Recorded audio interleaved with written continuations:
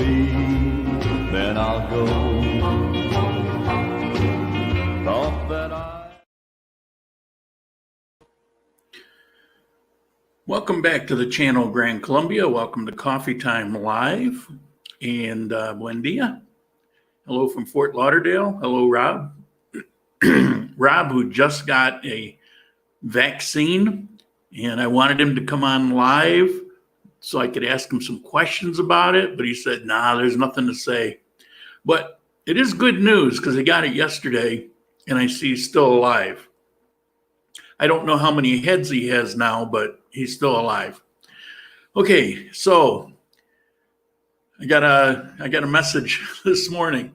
Where was your weekly update?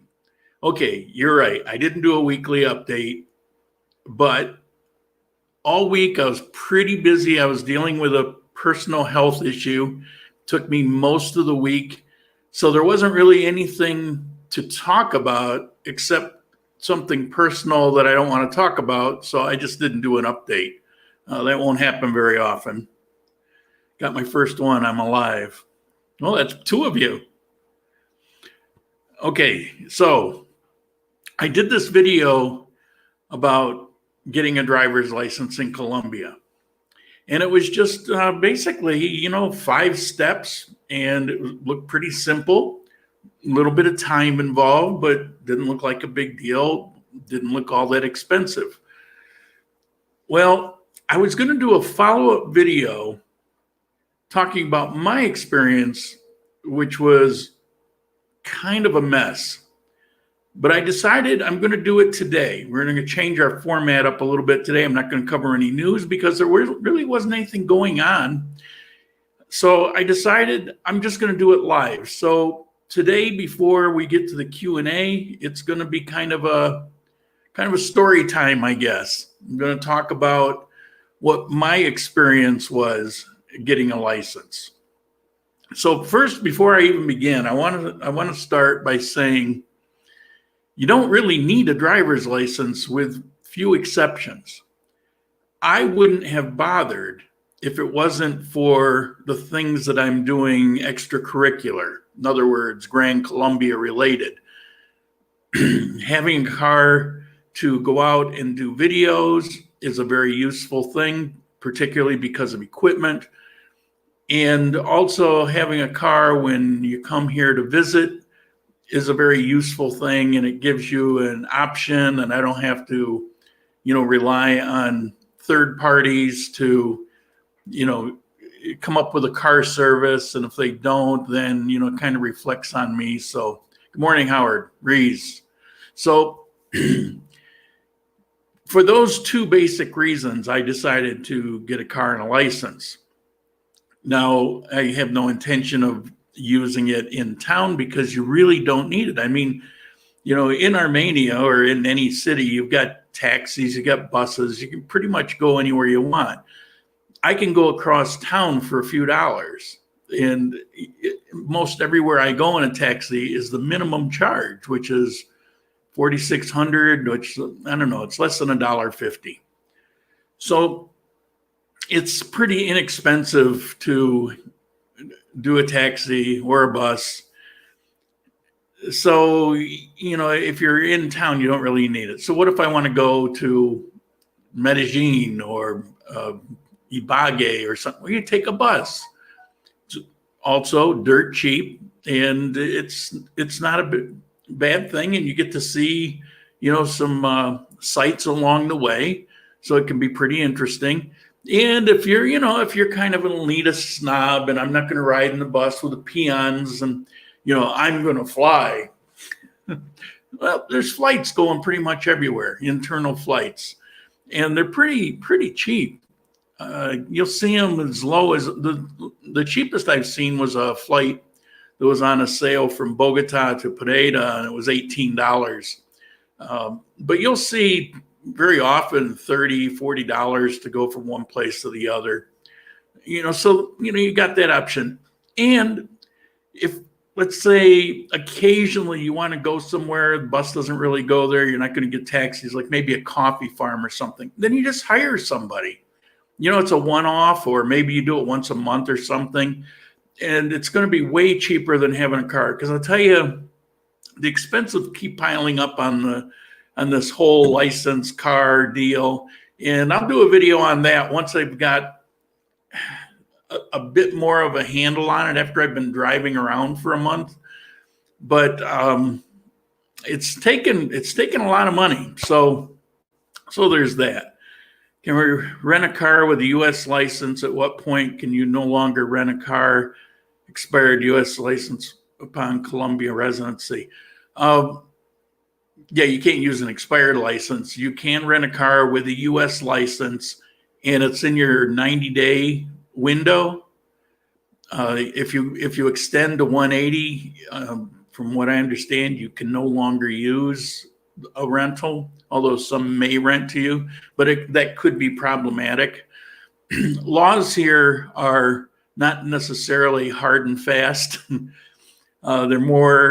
They treat them more like guidelines, but you want to err on the side of less problems. So, for example, I can't go rent a car unless I have a Colombia driver's license. I still have a valid U.S. license, but it's not really good for anything. Okay, so I decided I needed to do a car. And, the first thing is to figure out where you're going to go. Now here, I've personally seen 6 driving schools in a very narrow area, just a matter of a few blocks. How many there are in general, I don't know. I'm guessing there's probably a dozen of them around town, but they do tend to gravitate to one area like a lot of things here, which is pretty cool. So I talked to a friend I've known for years, and she told me, go to Daytona. So I checked them out. Now, you may find this boring. This is actually a commercial, and it goes almost a minute, but I'm going to show you. This was part of my search. ¿Qué tienen en común un publicista, una administradora de empresas y un desempleado? No saben conducir. Estos 3 influencers del departamento del Quindío se le medirán al reto Daytona.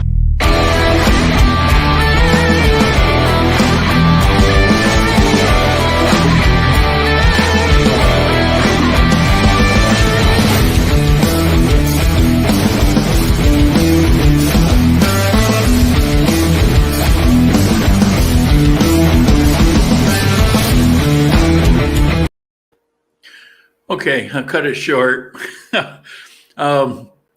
Obviously, if you get a license, you're going to be hip and cool and 40 years younger.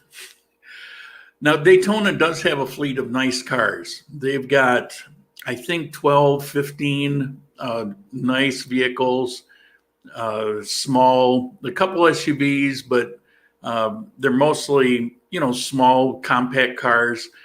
They have a whole bunch of motorcycles. So, they're very well equipped, been around, they're around Colombia. Now, I didn't do that. And that's going to be my story. But first I want to give you a quick background in case you didn't see the video, just a few highlights of getting a license, because I know some people are cost obsessive. Getting a license, you have to go through a driving school. There was another process. It is no longer valid, where you could do it off of your U.S. driver's license, and there was a procedure you could go through, and it would only cost you $200,000-$300,000. You had to wait a month or so. That it just doesn't exist. I'm not going to go into why. I've actually mentioned it before. That did exist pre-COVID. It's not there anymore. You have to go through the driving school. There's no way around it. That's just how it is. The prices are going to vary. What I see here in Armenia, now they're higher in, like if you're in Medellin, Bogota, most other places, there's going to be a little bit higher. But here it runs between 850,000 and 1 million pesos. That's basically pretty much all inclusive. That's $240 to $280, more or less, given the rate, somewhere around there. That includes the driving certification and road test and all of that. Includes the medical exams. It includes the cost of the actual license itself. What it does not include is getting yourself registered in RUNT. And that's really where my story begins. I look more hip and cool already. Not until he dyes his hair blonde. Hello, Craig. Hello, Mike. Funny guys. That's the official peanut gallery. Blackberry juice. Okay, so I want to do this. I go to Daytona and I ask them questions, and theirs is going to be $1 million. And they said that don't worry about the classes being in Spanish. It's not a big deal. All you have to do is sit through them, and we'll make sure that you pass everything. Okay, but there's 30 classes of 2 hours each, and you can't take more than 2 in a day. So you can't take more than 4 in a day. So you can't go in there and say, well, let me jam this through and I'll sit through 16 hours a day. You can't do that. Good morning, James. So, I said, well, that's, sounds okay, but that's a lot of time. And I tend to be pretty busy. So I talked to another friend, and she says, well, I heard good things about this place called Metropolitana or something. And they do a funny thing with their name. So I decided, well, I'll go check that out. So she took me in, and I posed the questions about, what am I going to have to do? And they said, well, all I have to do is register, pay the fee, and I could do the classes simply by, they'll call me on WhatsApp, and they would take you've seen this in a previous video, they'll take a picture of my live face on the WhatsApp, put it in the system, hang up, and then 2 hours when the class is over, they'll call back, do the same thing to check out. So there's a physical picture of me moving, and that would, fulfill the requirement. I said, well, that's easier than having to go somewhere and sit there for hours. So that was the thing that's like, okay, cool. I didn't, at that point, I didn't even know how much it was, but it turned out that it's 900,000. So it's a little bit less. The thing with Daytona is you pay half in the beginning, then you pay half when you complete. This one was requiring everything up front. Now they would do half, but then they would charge you an interest rate as though they were extending you a loan. I said, no, I just pay it. But I had only brought, I think 500,000, thinking I was going to pay half, thinking probably be what Daytona was. So, I said, well, I'll give you 450 now. I'll come back tomorrow and I'll give you the rest. And that's when I'll, register. So she gave me a receipt. I went back and, so it was paid as one lump sum. So there was an extra trip going back and forth. All right, no big deal. So I'm all set. So here's what I didn't know, and my friend didn't know, is this place had a good reputation. The man who ran it died. He died, from best I could find, 5 or 6 months ago. His wife, who lives in Pereira, his wife decided to keep it going for her income, and so she began running it. The problem is she has no certification. She doesn't know anything about the business other than what her husband showed her the few times that she was in the office. She hired 2 girls to run the office who had never done this before and had no training. So I didn't know that. My friend didn't know that. and they didn't obviously they didn't announce it because they want to keep the money coming. So no one knew anything about it. What I found out later, aside from they didn't know anything, that will be my story. They have a number of vehicles that are out of repair. They had 2 running vehicles. Both were Chinese SUVs. And the one that I actually took my road test in had a clutch that didn't work. It didn't exactly, it's not like it was slipping like a bad clutch. It was adjusted so it was all the way at the top of the pedal, which was pretty unnerving, trying to drive around, going up on a hill, where's that thing going to catch? Hard to explain unless you've been there before, but it was pretty unnerving. And the other thing was the brakes in it locked up. There were power, if you just touch the brakes, the wheels would actually lock. There was no coast to a slowdown. It just would lock. So to do the driving test, I had to kind of feather them, on and off the brake, real fast with my foot so that it didn't. Of course, the driving instructor who was giving, he was sympathetic to the whole thing. He understood. He took that into account. And actually, I got used to it pretty quick. I've spent a lifetime of driving junkers. So, it wasn't that big a deal eventually. And he didn't care if it once in a while because, he did the same thing. So there was that. Now, the fact that these girls were not very good at what they did wasn't really my issue. So where that came into play is it was set up, they were to call me because of when the thing was available to do the what's up. So if I called in, there was a good chance I could call 3-4 times and I wouldn't make a connection. So they were to call me. That was the rule. So I would wait for their call. And it was probably about 8 times I waited for a call that never came. So that's 2 hours that couldn't happen. And, 8 times, that's a lot of 2 hours that had to be made up. So it kind of dragged things out. So there was that. I'll look at my notes here so I don't forget.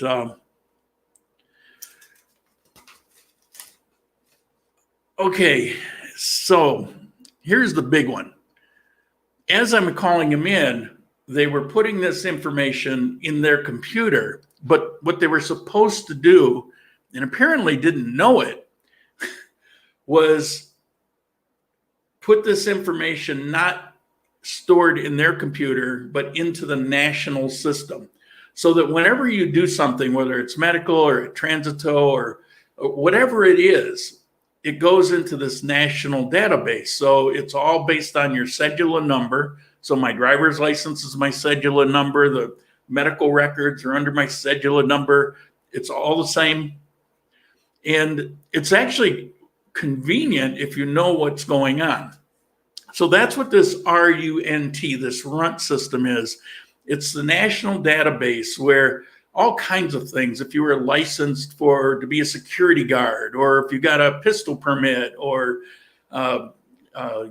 university, registered for university, all kinds of things go into this. So most people that are in Colombia are pre-existing in the system. I was their very first foreigner, and I was not in the system. There was no reason for me to ever be in the system. So what I had to do was go to Transito before all this began, which is what you would do, and I included that in the video, is register with this national database. So I go, it took me 4 hours. Thank you, COVID, all kinds of craziness. It cost about, I don't remember exactly. I think it was like 40,000. So like $12, something like that. And I got that done. But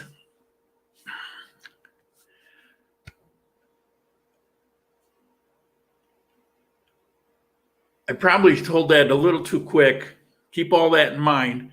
So I got to go to get the medical thing. I've done my classes. I did the driver's test. I didn't have to do the 20 hours of driving, teaching. They tested me. They said as long as I passed the test, then I wouldn't have to. Otherwise, I would have to. Well, I can drive. So that was obvious. So, and you'll find here that most people don't have a lot of experience driving. I started driving when I was 10 years old, so I can drive. So most people from the U.S. tend to be really good drivers as compared to people here that don't have a lot of experience with it. So I got to go to the medical, get that taken care of. Now, in the medical, you got your hearing, you got your eyesight, you've got a psychological reaction test thing.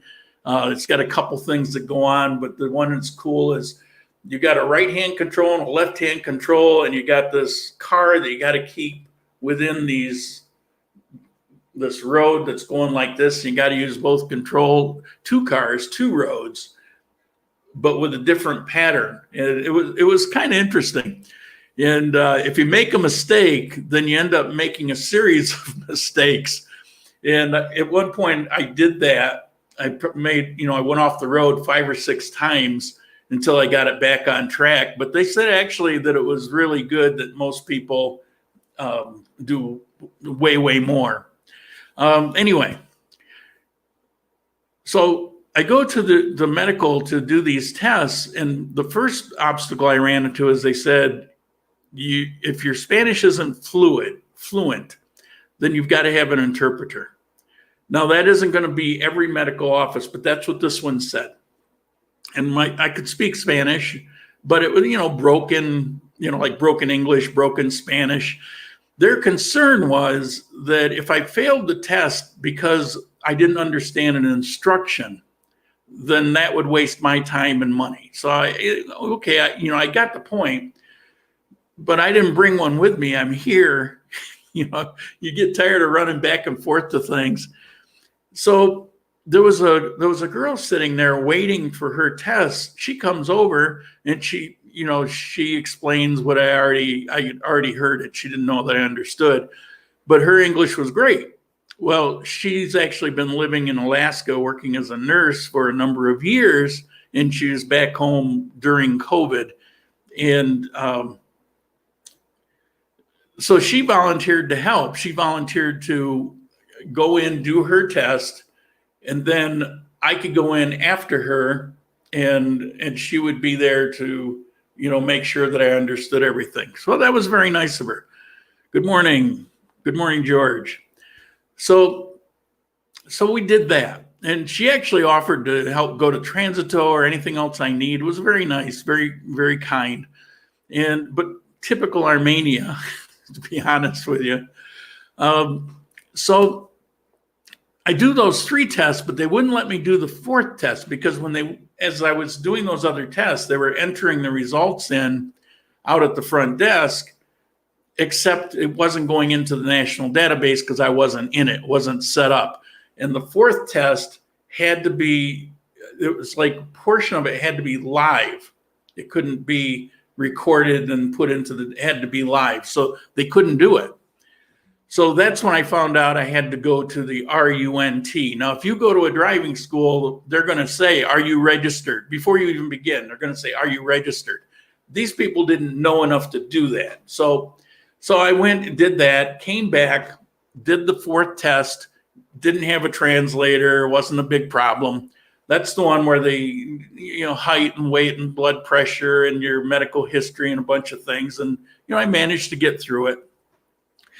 I will say that the medical, the hearing, the vision was really involved. We did a whole bunch of, different tests, including colorblind. I was surprised it was so involved.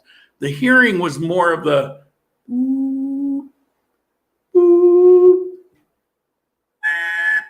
that thing. You've probably been there before. You don't get earphones. You go in a soundproof booth. It wasn't soundproof, but I could still hear them all. So I passed all that stuff.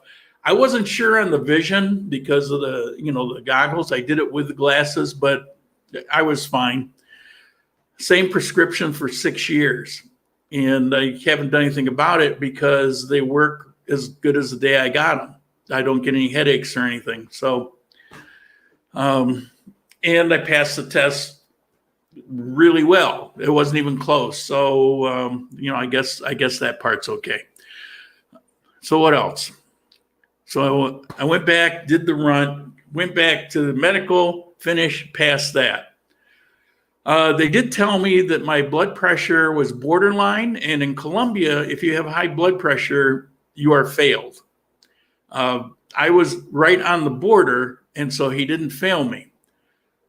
But I found out later there's actually an age chart for it, and if you took into account my age, that I wasn't borderline, but that's neither here nor there. I passed it. Just keep in mind, if you have high blood pressure, you either need to take medication to get it down, or if it's high enough, you may not you may not get a driver's license. Okay, so I do the medical, and they tell me I've got to get a printout. They go to do the printout, and the computer's crashed. I sat there for a half an hour. It wasn't going to be up. They said, don't worry, we'll email it to you. I thought I had to have that copy. Actually, I didn't. So what they did was, when the computers came back up, everything was finalized in the national database, and so they were easy. So the office tells me I have to go back to the office. So I go back to the office, and I said, okay, I'm here. What do you want? And they said, oh, no, we just want to tell you to go to Transito to get your license. Okay, I'm taking taxis here. That's, totally unnecessary. So I go to Transito. 2 hours in line. I should have listened to that girl from Alaska. She told me to go at 2:30. And I went 1:30. And most of that time was just, the line wasn't moving, but at 2:30 it started moving. She knew what she was talking about. So anyway, I don't have a visa. I'm going for a quick vacation. Can I buy a property as a tourist? Why on earth would you do that? We'll talk about, ask me that question at the end, because I got a lot to say about it. Get that notion out of your brain. Okay, so I go to Transito, and I stand in line. I get down, and the guard, he was real nice, spoke a little bit of English, so he wanted to talk to me. Very friendly. He had a lot of questions. And so he showed me, here's the window. It's your turn up. Go up to the license window. So I go up to the license window, and I'm not in the system. Now, I left this out too. At the office, prior to all of this, when I found out that I wasn't in Runt, that's when they realized that they hadn't put me in the system. This is around the medical thing. And so they told me that in 10 days, they needed 10 days to each day put that information from their computer into the national database. So I went back on the 11th day, and that's when they said, okay, go. And so anyway, I get in there. I'm still not in the national database. They can't give me my license. So I'm pretty frustrated. The guard, he's pretty sympathetic. And he said, look, if you can come back in an hour, you can jump the line. You can go right up to the front. But if you can't come back until morning, just come and find me, and I'll put you next, if there's a person at the window, right behind them. It's awesome. So that's what we did. I couldn't go back that night because I went back to the office to wait for the certification thing to get done. And I sat there for 2 hours as they're eating bananas and laughing. And I don't know. Finally, at 6:30, they called me up and took my fingerprint again. They do that a million times here. They love those little electronic fingerprint things. Took my fingerprint, signed a thing, did another photo. That happens a lot. And they said, okay, you're in the system now. Well, pardon me, but I don't freaking believe you. But what am I going to do? So the next day, because it was so late, I went back to Transito. I looked for the guard. He took me. There was somebody at the window, but he took me to a seat right next to the window, and he said, "You're up." And so I go up. I'm in the system. Woohoo! So I'm in the system. They tell me, now you go to the cashier. So you go to the cashier, you pay your money, you get a receipt, and then you go over to this other place. The guard actually took me to where I had to go. You go to this other place, all inside this building, and you get this thing. It's a stamp. It's a little holographic official something or other. And you get 2 of them. So I got the stamps, and I take the receipt and the stamps back to the window. And the guard walked me right back there to make sure that nobody got in line. He kept it open for me. And so I get up there. They take my picture. They take my fingerprints. I sign the paper. They issued the license right there. She had this big plastic laminating machine. I don't know what it is. This machine it took, it was less than a minute. I timed it, but I don't know, 40 something second. It was less than a minute. Gave it to me. It was still warm. And so I was officially licensed. So what should have taken about a month took several months. And that's what I went through. Okay. Is anybody still here? Do I have you here? That may have been a boring story, but I thought you might want to. All right. Is it safe to drive by yourself in Colombia from one city to another? Do the FARC still have any power? The FARC exist in certain areas of the country where pretty much nobody lives. They don't call themselves the FARC anymore. They're what they've always been. They're basically just drug criminals.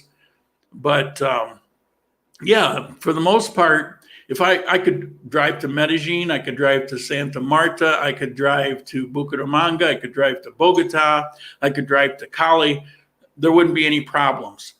If I wanted to drive to Cucuta on the border, there would be problems. It wouldn't be FARC, it would be ELN. It's problematic in a couple villages along the border. There's a lot of crime happening where there's chaos. So there's a couple places that I wouldn't go, but for the most part, yeah. George, yeah, exactly. Greetings from Helsinki. Welcome back. Oh, I got a tickle.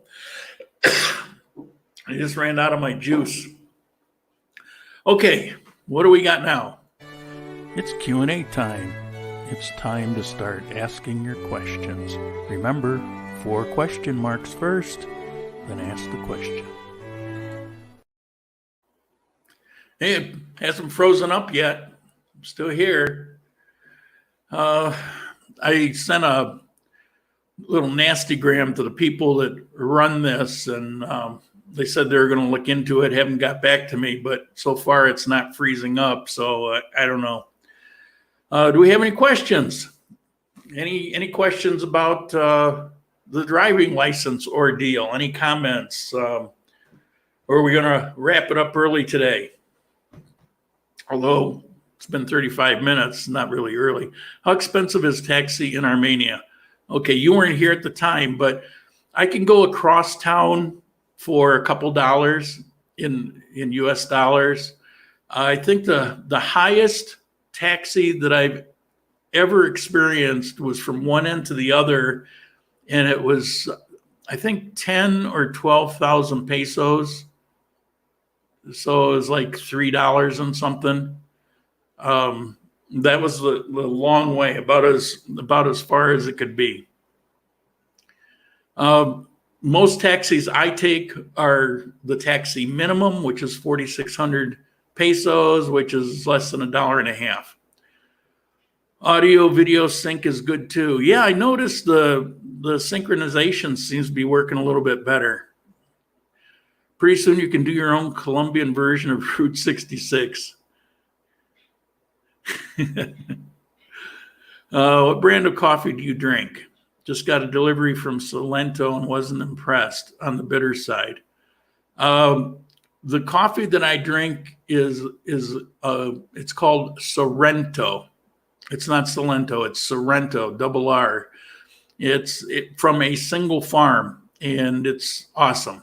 And it's not easy to find, but they do carry it in Armenia. They carry it at the Laureles Supermercado. You'll find it in there. You can find it ground or whole beans. So cheap taxi. Why do you want a driver's license? Well, I actually talked about that quite a bit at the beginning of this. So when we're all done, go back and watch the beginning. And I talk about different modes of transportation and why. Good question, though. But that's why I was ready for it when I started. Have you ever have I ever been to a soccer match? No. Bores me to tears. I didn't like it in high school. We didn't have football in high school. We had soccer. It was a very small school. There were only 60 some kids in my class. We did have an Olympic-sized pool in its own building, though. Figure that one. So no, it bored. But this country is football or soccer. They're soccer crazy, and if you want to go to matches there all the time, there's stadiums. There's 3 or 4 stadiums here in Armenia, but they have a national team here, and you can see it all you want. Medellin, they got a team. Bogota. Was the Alaska girl hot? Well, she's from Alaska, so it says all you need to know. Yeah, I'm not going to say she was nice. She was very, very nice. Do you make your coffee in panela? No, I don't use sugar, but I do put a little chocolate in, and chocolate is kind of sweet by nature, and I don't add any sugar to it. There's probably about a quarter to a half a teaspoon of sugar in it through the chocolate. Could I pay for your services through MoneyGram? No, send me an email and I'll tell you a couple ways you could do it that are very simple, safe, secure. One of them is through a bank, Capital One payment gateway. Wife and I are moving to Dos Quebradas. I lived there for a while. May need your assistance with research work. Are you approachable? Of course, I'm approachable. Send me off an email, Lauren David Lau. Actually, if you look in, go to grandcolumbia.live. There's all kinds of contact information there. And you see it scrolling here. That's the website. Everything you want to know, if you podcasts and blogs and videos and live videos and contact information. Do they have harlic fries? I'm completely lost. Does who have? Did you mean garlic? I don't know what harlic fries. You got to help me out here, Reese. How much is gas there? Liters or gallons? It's priced by the gallon, and it's 8,500. I put gas in my car a month and a half ago. I don't really pay attention to this stuff. I think it was 8,500 pesos for a gallon. So how much is that? 250 maybe less. They have their own refinery in Colombia. Have real estate prices gone down in price noticeably? No. Soccer games only worth going if they're garlic. Garlic. Oh, gotcha. I don't know. I'm sure there'll be fries. You might have to bring your own garlic. Gas is much more expensive here in California. Well, California, they kind of lost their mind a few years ago and everything. That's why people are leaving by the tens of thousands. There's issues there. It's like, hopefully they get it straightened out because it's a beautiful state. I lived there for, about a year. And my first marriage had in-laws living in San Diego and in Seattle. And so I spent some time, on the West Coast, because of that. And it was very nice. There were a lot of things I liked about it. But I couldn't live there now. It just seems like it's kind of insane. Are there any very nice apartments with a block or two of a grocery store, or perhaps a shopping center on the north side of Armenia? Well, if you're within a block or two, you wouldn't need a taxi, but absolutely. I mean, I'm living attached to the back of a mall that's got a La Catorce supermarket inside, and one block down the street is Super Inter. But I take a taxi over to Lorales Supermercado because they have the best meat department by far in town. And they also carry a lot of import goods. They have some connection with PriceSmart, Costco, because you'll see a lot of U.S. products in there, and sometimes in the jumbo size containers and things. So I can get Philadelphia cream cheese there. So, yeah, I mean, what you're describing is pretty typical, simple, the norm. So, yeah. What else we got? Anything else? Oh, somebody asked me. Let me see if I can scroll back. Where was it?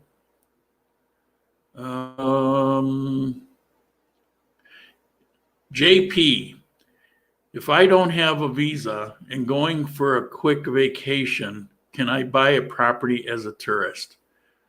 And I said, why the hell would you want to do that? Buying any property before you're living here for at least, I would say at least a year, so you get a good sense of what's going on, any future building. Same with a farm. You really want to get a sense of what's here, because it's going to be different than wherever it is you're from.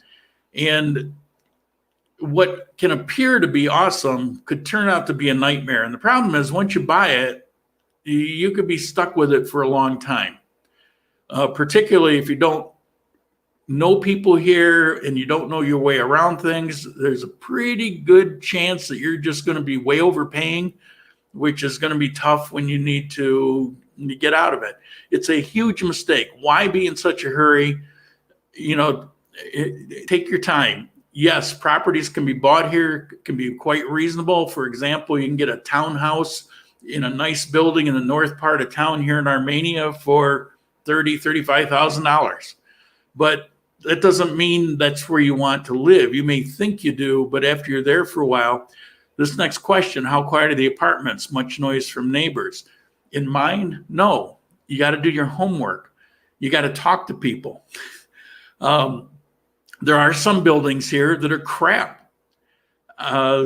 My friend Justin, the blind guy, before he got his apartment in the building that I was living in previous to this one, he stayed at I think it was an Airbnb or something along. It was a short-term thing, and he could hear everything. It was noisy.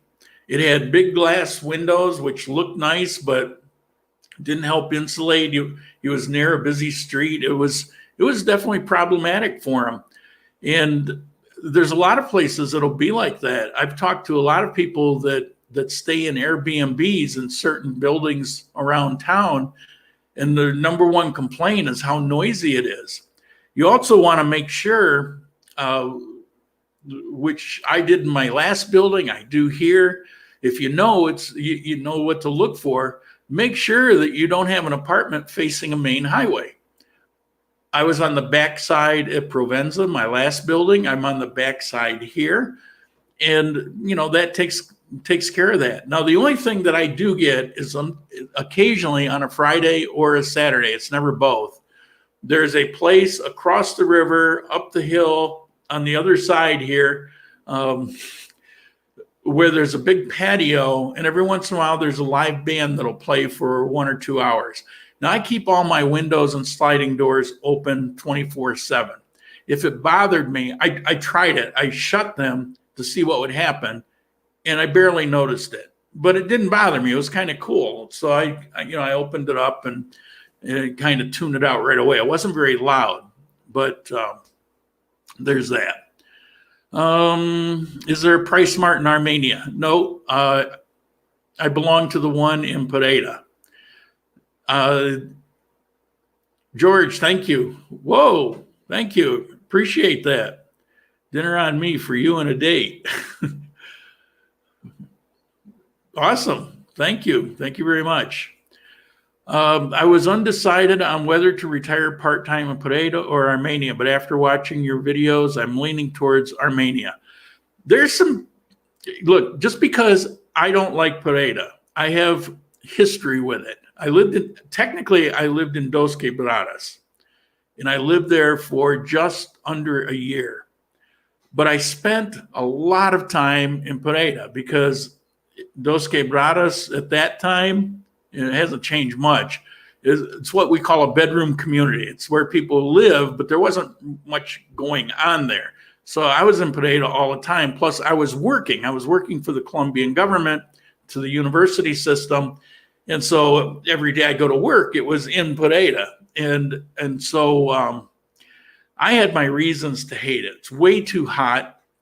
The air is just dead. There's a lot of parts that are just dirty, a lot of crime. I was also here when unemployment was, this was years ago when unemployment was really high. So I have my reasons. I've gone back a few times, done a couple of videos. I still don't like it, but there are some neighborhoods there that are quite nice, very nice. And there are some things there that don't exist in Armenia, but nothing that I need really. And the people here, you just can't beat it.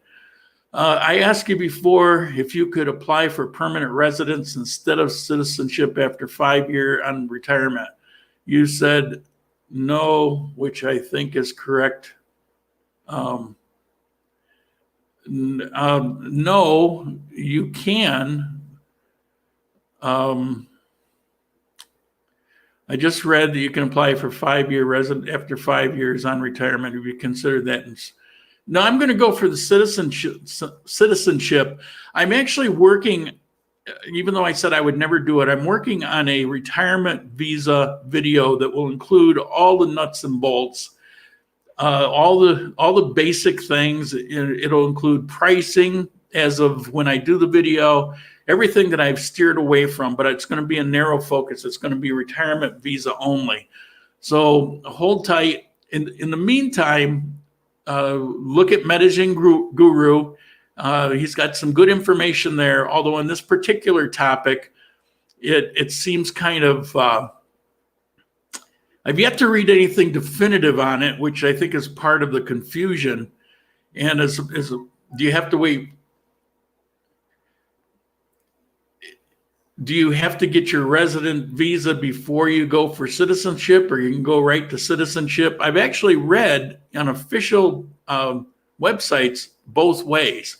So I have a message into my visa office people, and I've got a series of questions. They'll probably be back to me with it in a week or so. I told them there was no hurry, and it's for that video.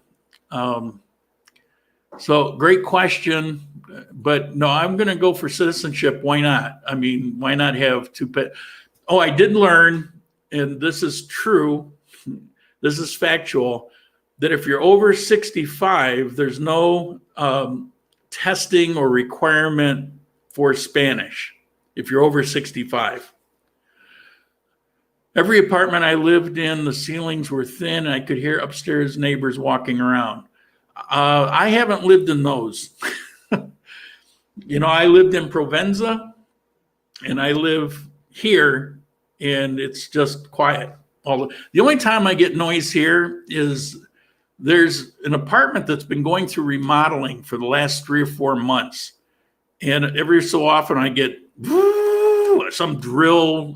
It's not very much. It's only for a few minutes, but I will hear that occasionally. Can you drive with U.S. license for how long? You can drive with a U.S. license during your 90-day, the stamp. It's a visa, but it's just a stamp visa in your passport, that 90-day one when you first come. That's it. That's a week's worth of dinners with exchange rate. Well, it depends on where you go and who you're going with, but it could be. Weather and being a smaller city are important to me. Well, yeah, the weather is a zillion times better here, and it's definitely a smaller city. It's about half the size, but even more than that, the way it's long and skinny. If you look at the map and you look at the north part, it's like two cities next to each other. You know, it's what a Dallas Fort Worth. You know, it's kind of like that. So they're very different, which would make the north kind of a city under 100,000 people. Where was I? Weather. I'm hoping that Lauren is treating himself to a nice restaurant. How much do you have to invest in order to get an investment visa? I don't know. 100,000. It's a lot. It went up recently. Look up Medellin Guru. Those are things I really try to steer. Those kind of questions I try to stay away from because I might be wrong. I don't want to mislead anybody. These things change a lot. That's why I've been working on this retirement visa thing for weeks, actually. Reaching out to a lot of different people, trying to get some information that I feel that I can put out there without it being misleading. I want it to be a definitive, truthful video. Looking forward to updated video on the retirement visa. Awesome. Yeah, I've done very vague videos on it. This will be very specific. Kind of like the driving license thing that I just did. That was only 4 minutes long, but it was very, you know, you're going to go through these 5 steps. It's going to cost you this much money, you know. So I want it to be like that, where you can actually rely on it. Now, if you watch that driving license video 3 years from now, and it's not the same, don't write me nasty letters. I get that from stuff back in Ecuador, videos that I did 3-4 years ago. And I'll get somebody emailing me complaining that they found it was wrong or it was different. Yeah, time changes. Time changes.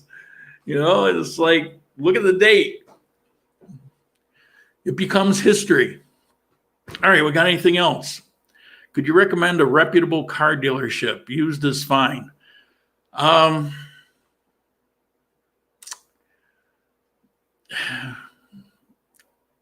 Yeah, but not here on air.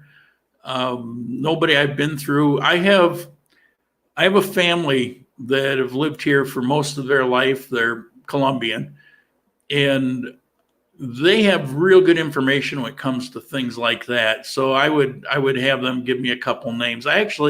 He took me to one 2 years ago. I know where it is, but like I said, things change. For all I know, it's a different one in there. But you might want to consider locating a car on like Facebook Marketplace. Finding out if the car is reputable isn't that hard. Okay. But there is a process. You want to make sure that you're looking up the number of the car to make sure there's no tickets out there, make sure the ownership trail is all intact. There's a lot of things you have to be, well, there's not a lot, but there's a few things that you have to be very careful of, but the information is in the national database, and so it's accessible to you. You just want to make sure that you're buying a car that you can license and register and not have old tickets pop up, or, you know, somebody's problems, or it was used in a crime or whatever. You know, so you want to make sure that it's got a clean title. What Airbnb would be a good way to produce a passive income? my wife's retirement in Colombia. By the way, I really do appreciate you answering all these questions. You're very cold. I'm losing something here. Is Airbnb a good way to personally, I would think probably not. One, you got the hassle of dealing with it. And two, you've got the occupancy rate that you've got to be concerned with. It's going to have to be a certain rate to cover all the, expenses, costs of it being there, of cleaners that go in and clean after and all of that. So so you're going to have your overhead. And if you don't have enough people renting every month to cover the overhead, it's going to cost you money. So I don't know. Now, there's another way you can do it. If you get a place that has an extra room, some places will allow you to do Airbnb out of your own apartment, and that's another way you could do it. But also keep in mind that kind of ties you to your place. So if you were planning on going somewhere for the weekend, the Airbnb could be stopping you from doing that. So, there's a downside to it. And you're not going to get a lot of money out of it, but it's viable. I guess just do a lot of homework to find out how you're going to do it, where you're going to do it, and if the numbers, line up for you.